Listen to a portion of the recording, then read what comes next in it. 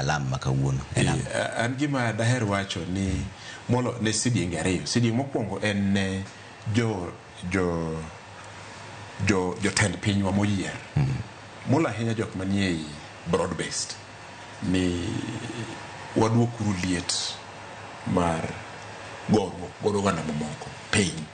Keti makinyo kwa ng'eyo mondo wabed jok ma riwo ji kachia.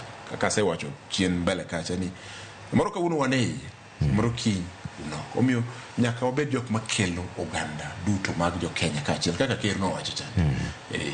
To mar ariyo ne jo piny duto ni daher kwayo ni ka wadhi nyime ka idhi som budget ni nyaka wuoth kod wach mar budget ni mondo wane ni to wadonjo kanye wach mar budget ni mondo waket tesre sirikal rang'iny mar mamalo e sirikal mar county gi kuonde ka kuonde mondo walos gima luongo ni riwruoge mag jopiny mwanyalo go kogno gik mok dhi kare e weche mag budget, e weche mag telo mondo wane pogo kabetie kakitelo.